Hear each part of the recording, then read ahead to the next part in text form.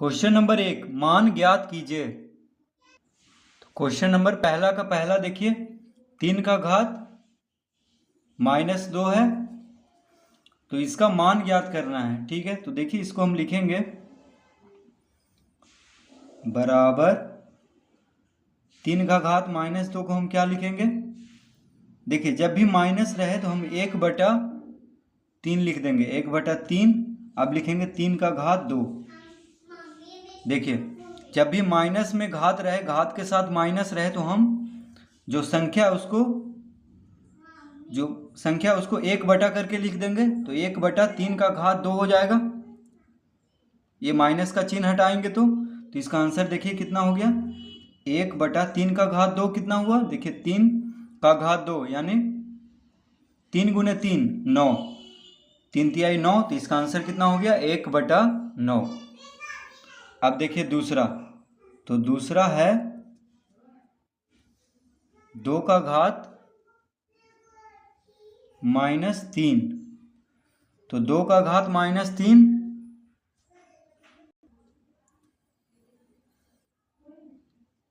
तो 2 का घात -3 को हम लिखेंगे 1/2 का घात 3।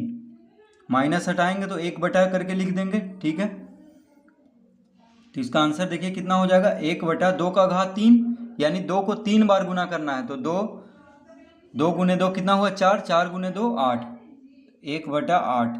देखिए 2 का घन 8, 3 का वर्ग 9, तो 2 का घात 3 है तो 8 लिखेंगे, यानी 1/8 इसका आंसर होगा। अब देखिए तीसरा,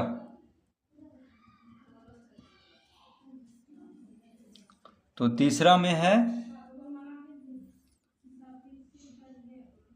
1/3 का घात -2। तो देखिए ये हो जाएगा 3 का घात 2। अभी तक हम देखिए ऊपर में माइनस था, इसमें 1/3 का घात -2 है। तो जब भी माइनस हटाएंगे, घात में से माइनस हटा करके ही हम हल करेंगे। तो देखिए 1/3 का घात -2 है, तो ये हो जाएगा 3 का घात 2, माइनस हटाएंगे तो इसका आंसर आ जाएगा 3 का घात 2, यानी 3 का वर्ग कितना हो गया 9। ठीक है, अब देखिए 4 में, तो 4 में है 2/3 का घात -2। तो इसका आंसर हो जाएगा 2 का घात 3 का घात -2 है।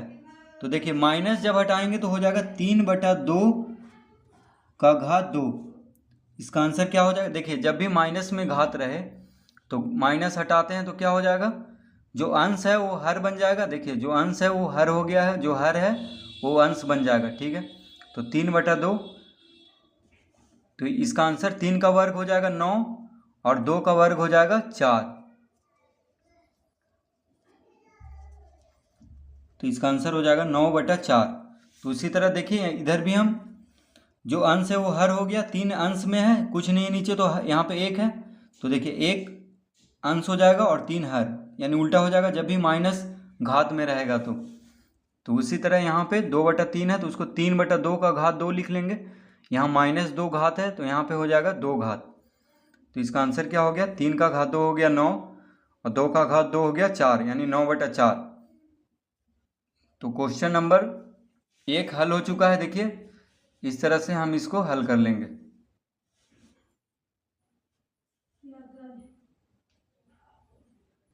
क्वेश्चन नंबर दूसरा, सरल कीजिए और उत्तर को धनात्मक घातांक के रूप में व्यक्त कीजिए।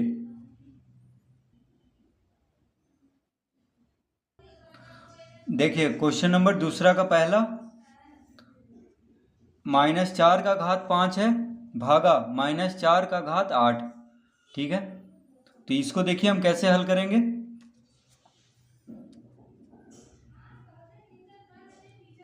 तो देखिए जब भी भागा में रहे, ठीक है, देखिए यहाँ पे a का घात m भागा a का घात n है। देखिए आधार बराबर है, घात अलग अलग है, तो हम क्या करेंगे a का घात m घटाओ n, यानी m से n को घटा देंगे। ठीक है, और गुना में रहेगा तो घात को जोड़ देंगे। तो अभी हमें यानी जिससे भाग दिया जा रहा है a का घात n से, देखिए भाग देना है a का घात m को, तो m से हम n को घटाएंगे। ठीक है, जैसे यहाँ पे देखिए a बराबर है और m n अलग अलग घात है, तो इसको हम लिखेंगे -4 4 का घात 5 -8।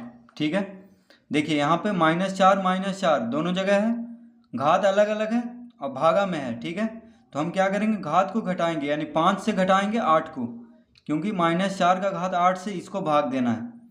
तो क्या आंसर हो जाएगा, देखिए -4 का घात 5 में से 8 घटेगा तो -3 हो जाएगा।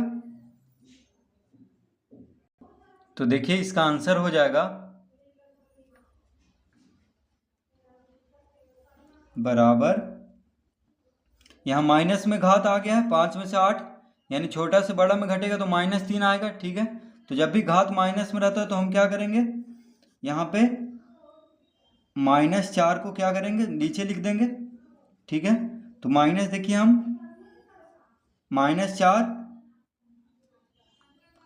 तो माइनस हम यहाँ पे लगा देंगे बीच में, तो -1/4 का घात 3, ये हो जाएगा इसका आंसर। देखिए ये जो माइनस है घात में, उसके चलते क्या हो गया, 1 में आ गया, और ये माइनस है इसको हम बीच में कर दिए। तो देखिए जब भी माइनस नीचे रहे उसको बीच में कर देना चाहिए। ठीक है,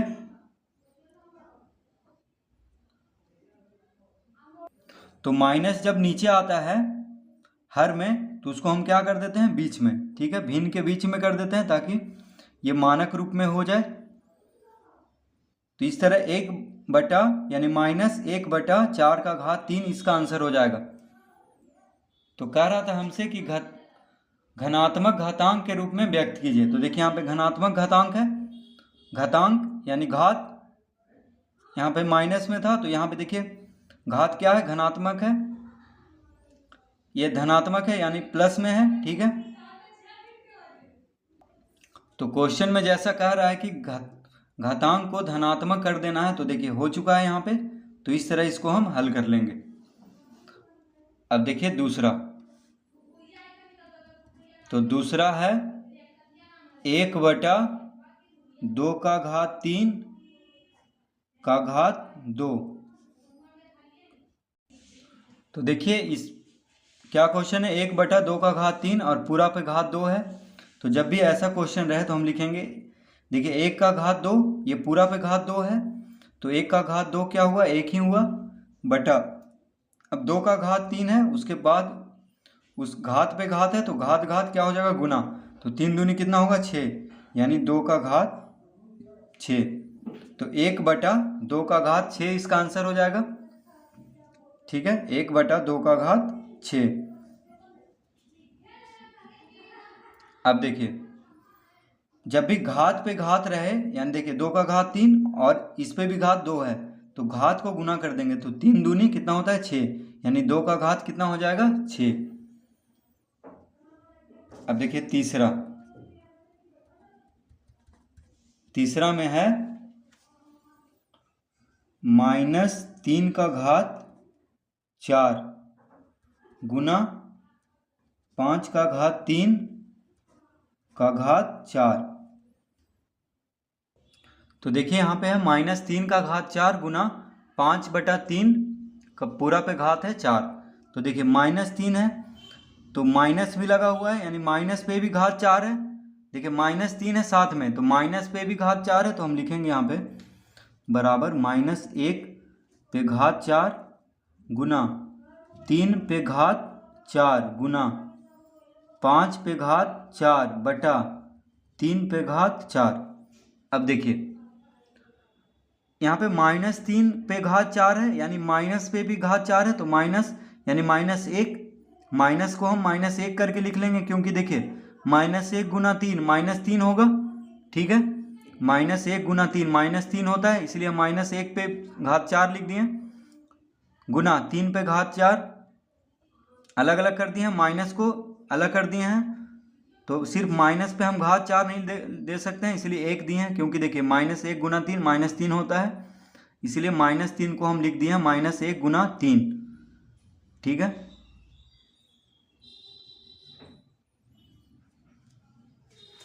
तो देखिए हम एक बार यहाँ पे समझा देते हैं रफ पेज में।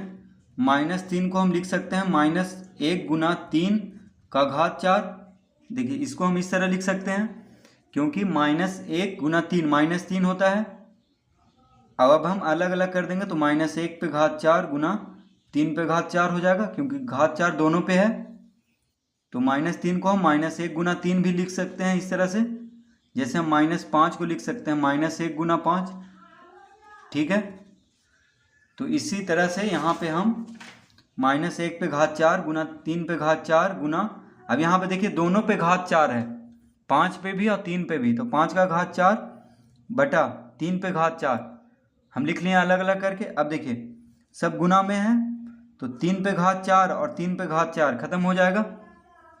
देखिए 3 पे घात 4 3 पे घात 4 खत्म हो जाएगा, क्योंकि यहाँ पे भागा में है, बटा में है और ये गुना में। तो देखिए क्या बचा, तो -1 पे घात 4। अब देखिए -1 पे घात 4 1 हो जाएगा, तो 1 गुना 5 का घात 4 बराबर इसका आंसर हो जाएगा 5 का घात 4। देखिए -1 पे घात 4 1 क्यों होगा, क्योंकि देखिए हम रफ में इसको भी बता देते हैं यहाँ पे। देखिए -1 पे घात 4 यानी -1 गुना -1 गुना -1 गुना -1 4 बार गुना होगा। ठीक है, तो देखिए माइनस माइनस प्लस, तो कितना हो गया 1, minus minus plus minus minus plus, तो 1 गुना 1 1 ही आएगा गुना करके, लेकिन minus minus plus minus minus plus. ठीक है, 4 माइनस है यानी घात 4 है, 4 क्या है सम संख्या है, तो जब भी -1 पे सम संख्या रहे 6 8 10 12 यानी सम संख्या रहे तो 1 ही आएगा इसका आंसर। देखिए जब भी -1 पे सम संख्या रहे तो 1 ही आएगा, अगर विषम संख्या रहे मान लीजिए 7 रहता या 3 रहता तब -1 आता है। ठीक है, जैसे मान लीजिए यहाँ पे रहता -1 का घात 3, तो -1 गुना -1 गुना -1, तो देखिए minus minus plus plus minus minus -1, तो -1 आता आंसर। यानी अगर ये संख्या घात जो है -1 पे सम संख्या रहेगा तो 1 आएगा आंसर, अगर विषम संख्या रहेगा तो -1 आएगा घात। तो इसी तरह से देखिए यहाँ पे -1 पे घात 4 तो 1 होगा। ठीक है, गुना 5 का घात 4, तो 1 गुना 5 का घात 4 कितना हो जाएगा, बस 5 का घात 4 इसका आंसर होगा तीसरा का। तो इस तरह से हम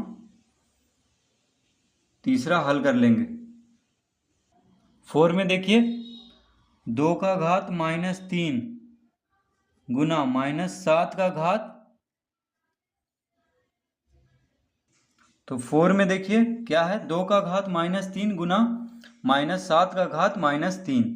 ठीक है, तो जब भी घात बराबर है, देखिए यहाँ पे -3 इस पे भी घात है और इस पे भी है, गुना हो रहा है। ठीक है, तो घात बराबर रहे और गुना में रहे तो क्या करेंगे हम, पहले हम संख्या को गुना कर देते हैं। तो देखिए -7 गुने 2 कितना हो जाएगा, तो इसको हम इस तरह हम लिखेंगे पहले, देखिए 2 गुने -7, ठीक है, पर पावर, देखिए हम बड़ी कोष्टक लगा लेते हैं, पर पावर -3। ठीक है, जब भी देखिए घात 1 है रहे, यहाँ पे भी -3 है, यहाँ पे भी -3 है, तो घात 1 रहे तो हम क्या करेंगे, दोनों संख्या को गुना करके और जो घात है वो पूरा पे दे देंगे। जैसे देखिए यहाँ पे 2 का घात -3 था, यहाँ पे भी कितना है -7 का घात -3 है, तो दोनों पे घात क्या है -3, तो दोनों संख्या को हम गुना कर देंगे और पूरा पे घात -3 हम दे देंगे। ठीक है, अब यहाँ पे हो जाएगा, देखिए -7 गुने 2 यानी -7 गुने 2 कितना होगा -14, तो -14 पे घात -3, तो ये हो जाएगा इसका आंसर। क्या हो जाएगा, तो इसका आंसर देखिए क्या हो जाएगा, देखिए -1 बटा 14 पे घात 3। ठीक है, धनात्मक घात में हमें कर देना है, तो -3 है इसलिए हम 1/-14 लिख लेंगे। तो -14 जो आएगा वो माइनस यहाँ पे आ जाएगा बीच में, जो नीचे माइनस रहता है उसको हम बीच में कर देते हैं ताकि देखने में अच्छा लगे, इसीलिए ये मानक रूप हो गया। माइनस हमेशा जब भी माइनस हर में रहे तो उसको अंश में कर लेंगे, ठीक है। तो अंश यानी बीच में, तो हो जाएगा -1/14 देखिए -3 यहाँ पे घात के साथ माइनस था, इसलिए हम 1 किए हैं, 1/14 किए हैं, और ये -14 ये माइनस को हम यहाँ पे लिखे हैं। तो इसका आंसर देखिए, इस तरह से हम इसको हल कर लेंगे, ठीक है।